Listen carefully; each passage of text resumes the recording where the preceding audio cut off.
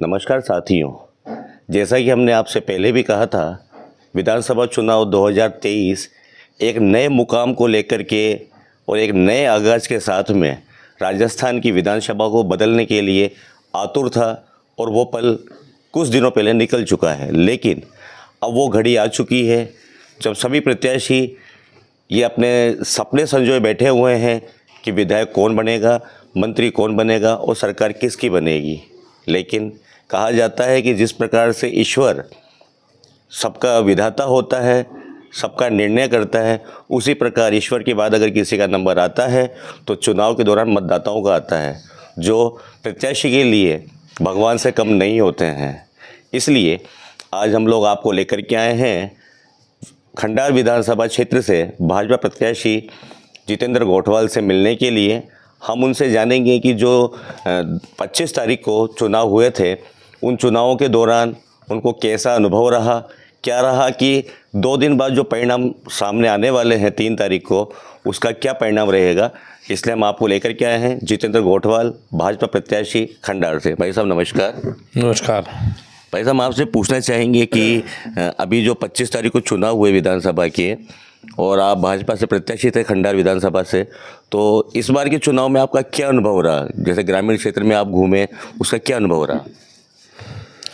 देखिए, सबसे पहले तो मैं खंडार की जनता को धन्यवाद दूंगा कि उन्होंने भरपूर समर्थन भारतीय जनता पार्टी को दिया और निश्चित तौर पर जो पिछली बार खंडार के लोगों से भूल हुई थी, उस भूल को सुधारने का उन्होंने प्रयास किया।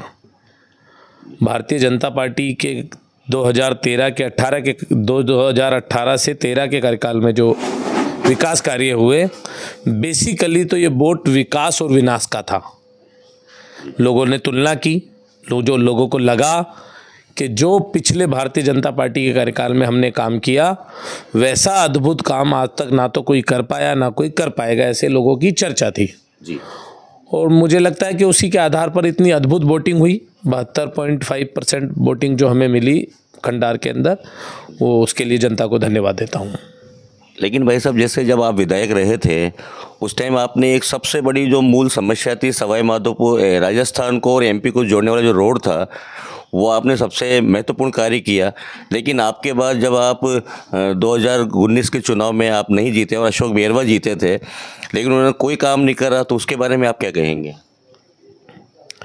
देखिए, मैं राजनीति से हटके बात करना चाहूँगा। इस बार जब मैं खंडार के गांव-गांव का दौरा कर रहा था, तो कहीं ना कहीं मैं अपने आप को भी कोस रहा था और कहीं ना कहीं खंडार की जनता को भी कोस रहा था जी। और मेरे मन में जो दर्द था वो ये था, खंडार का एक भी गांव ऐसा नहीं था जिसके अंदर हमने जो गौरव पथ बनाया उसके बाद कोई 5 इंची सीसी भी किसी ने की हो। मैं बार बार कह रहा था, ये जनता क्यों ऐसे व्यक्ति को वोट देती है, किस आधार पर वोट देती है। बेसिकली तो लोकतंत्र के अंदर जब तक जनता विकास के बारे में सोचना प्रारंभ नहीं करेगी, तो ऐसे निकम्मे जनप्रतिनिधि चुन के जाते रहेंगे। गांव के अंदर चलने जैसी स्थिति नहीं है, लोगों की हाल बेहाल है। मतलब मोटरसाइकिल तो क्या, लोग पैदल चलने जैसी स्थिति में नहीं है। और एक गांव की नहीं, खंडार के 99% गांव की स्थिति ये है।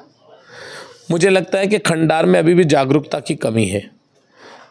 चुनाव का परिणाम मुझे लगता है 100% हमारे पक्ष में होगा, लेकिन फिर भी मैं यहाँ की जनता से ये अपील करूँगा और ये अपेक्षा करूँगा, जनप्रतिनिधि कोई भी चुनो आप, लेकिन वो आप अपने एक वोट से एक नेता के हाथ में अपने 5 साल का भविष्य दे देते हो।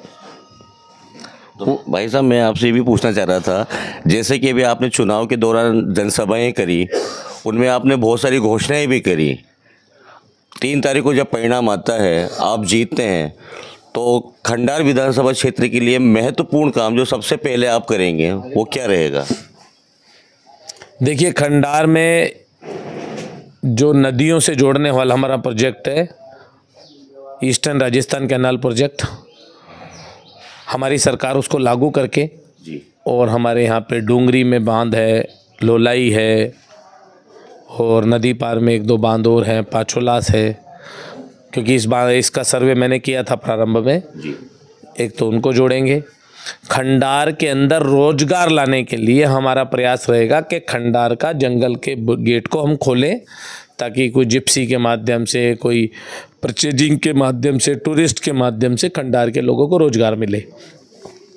तीसरी हमारी प्राथमिकता रहेगी, जैसे शिवाड़ बेल्ट के अंदर क्षेत्र बहुत बड़ा आ जाता है, एक उप तहसील खुले।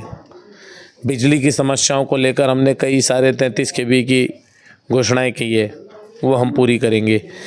गाँव के अंदर लोगों की जो मूलभूत सुविधाएं हैं, पानी, बिजली, सड़क, इन तीनों चीज़ों को 100% पूर्ण करने का प्रयास करेंगे।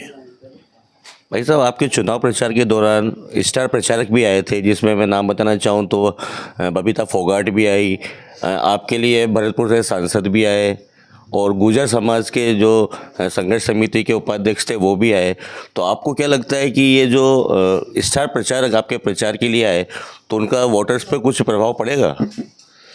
देखिए, निश्चित तौर पर जिस सामाजिक परिदृश्य में हम लोग काम करते हैं या जिसमें हमारा देश काम करता है, समाज में अपने अपने व्यक्ति के, अपने अपने नेता का एक महत्व है। और उस महत्व के कारण जहाँ पर भी जिस नेता की आवश्यकता थी, चाहे वो करोड़ीलाल मीणा जी हो, चाहे वो विजय बैंसला जी हो, चाहे बबीता फोगाट जी हो, या फिर रंजीता कोहली जी हो, इन सबों लोगों ने पार्टी के कार्यकर्ता के नाते अपनी भूमिका निभाई और सामाजिक वोटों को जोड़ने का काम किया। निश्चित तौर पर हमें लाभ मिलेगा उसका। भाई साहब, मेरा आपसे आखिरी सवाल, आपका जो खंडार विधानसभा है वो सवाई माधोपुर ज़िले में आता है। इसका जवाब आपको ज़रूर देना पड़ेगा। सवाल थोड़ा सा अटपटा सा है कि सवाई माधोपुर का जो टाइगर पोस्ट कहा जाता है कलेक्टर और एसपी को, उस पर आज तक एसटी का बंदा कभी भी क्यों नियुक्त नहीं होता है? उसका कारण बता सकते हैं आप?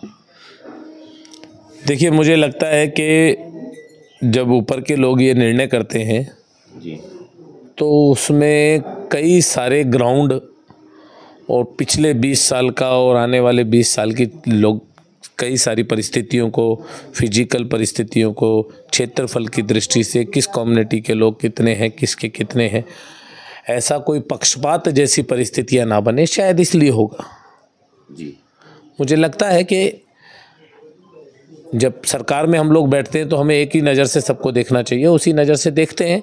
और कई बार हुई है पोस्टिंग, ऐसा नहीं है कि पोस्टिंग नहीं हुई, कई बार हुई है, लेकिन मुझे लगता है कि देखने का दृष्टिकोण शायद यही रहा होगा। साथियों, आपने देखा खंडार विधानसभा से भाजपा प्रत्याशी जितेंद्र गोठवाल ने अपने विचार रखे और उन्होंने पंजाब केसरी के माध्यम से जनता से फिर यही वादा किया है कि अगर इस बार वो 3 तारीख को जीतते हैं तो अपने क्षेत्र को जिस प्रकार से उन्होंने 2013 में विकास किया था उससे डबल विकास करके जनता का मनोबल बढ़ाएंगे, जनता का दिल जीतेंगे। इसी के साथ सवाई माधोपुर से पंजाब केसरी के लिए निर्मल सेन।